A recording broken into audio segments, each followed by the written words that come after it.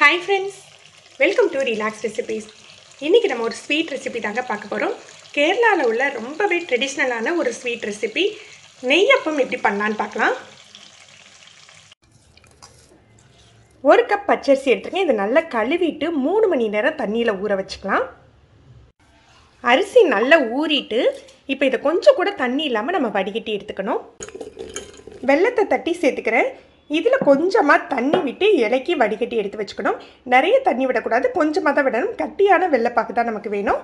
வெல்லத்தோட அளவு பார்த்தீங்கன்னா 1 கப் அரிசிக்கு 1 கப்ல இருந்து 1.5 கப் வரைக்கும் நமக்கு இனிப்புக்கு தகுந்தாப்புல எடுத்துக்கலாம்.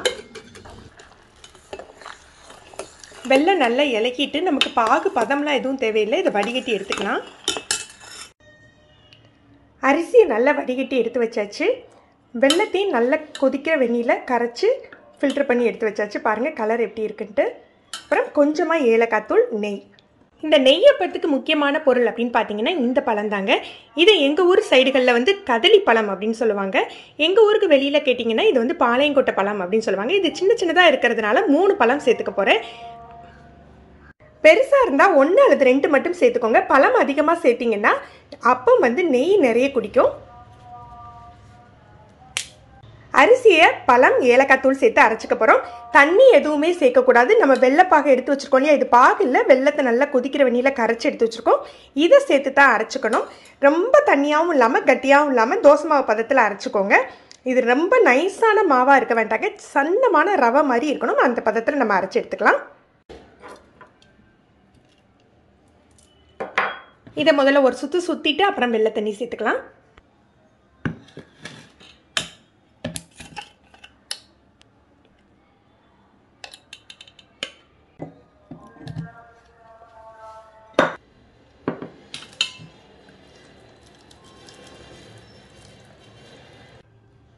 இதை 3 மணி நேரம் அப்படியே மூடி வச்சிடலாங்க. இந்த மாவு கொஞ்சம் புளிக்கணும். புளிச்ச பிறகு தான் நம்ம நெய்யப்பம் செய்ய ஆரம்பிக்கணும்.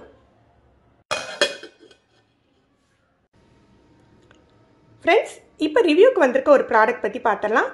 தூயா பசு நெய். இந்த நெய் பார்த்தீங்கன்னா நான் ஒரு கண்டினியூஸாக ஒரு 6-7 மந்த்ஸாக இந்த நெய் தான் யூஸ் பண்ணிகிட்ருக்கேன். நீங்கள் பார்த்துருப்பீங்க நம்ம வீடியோவில், நிறைய வீடியோஸில் பிரியாணி ஸ்வீட்ஸ்க்கெலாம் இந்த நெய் தான் யூஸ் பண்ணுவேன். திறந்த உடனே அவ்வளோ ஒரு வாசங்க. சில நெய் நீங்கள் பார்த்துருப்பீங்க, உங்களுக்கு ஸ்வீட்டுக்கு நல்லா எடுக்கும், அந்த ஒரு ஸ்வீட்னஸ் இருக்கும். ஆனால் பிரியாணிக்கு போடையில் உங்களுக்கு வாசமே தெரியாது. இது அந்த மாதிரிலாம் இல்லைங்க. ஸ்வீட்டுக்கும் ரொம்ப நல்லாயிருக்கு, பிரியாணிக்கும் நல்லாயிருக்கு. நான் இப்போ எடுத்து காட்டுறேன் உங்களுக்கு. பாருங்கள் இந்த மாதிரி இருக்குன்ட்டு. இது ஸ்பான்சருக்கு வந்த ப்ராடக்ட் எல்லாம் இல்லைங்க. இது ஸ்பான்சர் வீடியோவும் இல்லை. நான் ரெகுலராக யூஸ் பண்ணிகிட்ருக்க நெய் நல்லா இருக்குது அப்படின்னு சொல்லிட்டு உங்களுக்கு ரிவ்யூ பண்ணுறேன். நீங்கள் திருநெல்வேலி சைடாக இருந்தால் கண்டிப்பாக ஒரு தடவை வாங்கி யூஸ் பண்ணி பாருங்கள். நீங்கள் வேறு இடத்துல இருக்கிறீங்க, உங்களுக்கு வாங்கி யூஸ் பண்ணோம் அப்படின்னா நீங்கள் கீழே உங்களுக்கு வாட்ஸ்அப் நம்பர் கொடுக்குறேன். நீங்கள் அதில் காண்டாக்ட் பண்ணி டீட்டெயில் கேட்டுக்கோங்க. ஒரு கடாயில் 2 டேபிள் ஸ்பூன் நெய் எடுத்துக்கலாம். கொஞ்சமாக தேங்காவை இந்த மாதிரி பொடி பொடியாக பல்லாக கட் பண்ணி எடுத்து வச்சுக்கணும். இதை நெய்யில் நல்லா வறுத்து நம்ம அரைச்சி வச்சுருக்க மாவில் சேர்த்துடணும்.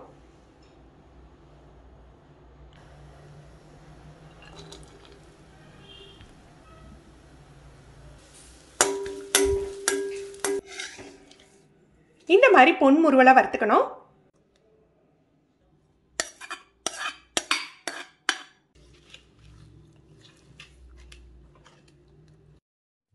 மாவு நல்லா புளிச்சிட்டா சோடா உப்பு எதுவுமே தேவைப்படாது. இது குளிர்காலமாக இருக்கிறதுனால உங்களுக்கு சரியாக புளிக்கலை அப்படின்னா ஒரு 1/4 டீஸ்பூன் போல் சோடா உப்பு சேர்த்து கலந்து எடுத்துக்கோங்க.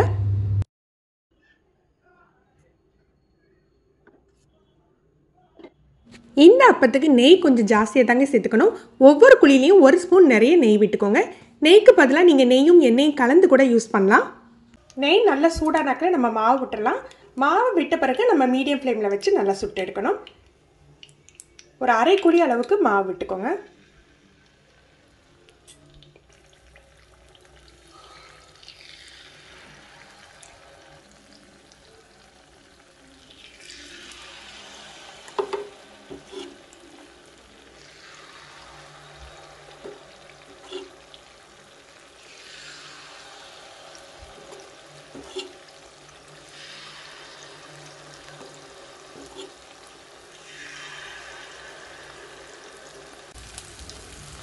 நம்ம விட்டுருக்க நெய் அல்லது எண்ணெய் அளவு பார்த்தீங்கன்னா இந்த மாதிரி அப்பம் சுற்றணும் குழியில்.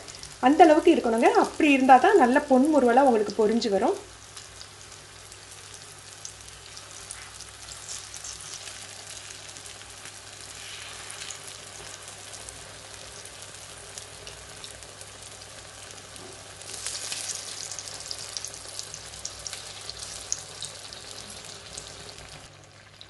ரெண்டு பக்கமும் நல்ல மொறுமொறுன்னு பொரிஞ்சிட்டு கலர் பார்த்தீங்கன்னா இந்த அளவுக்கு இருக்கணுங்க.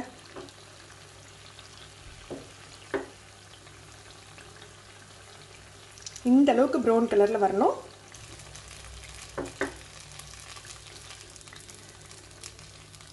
நெய் எண்ணெய் கம்மியாக விட்டு போச்சுன்னா இந்த மாதிரி உருண்டு உருண்டு வராதுங்க.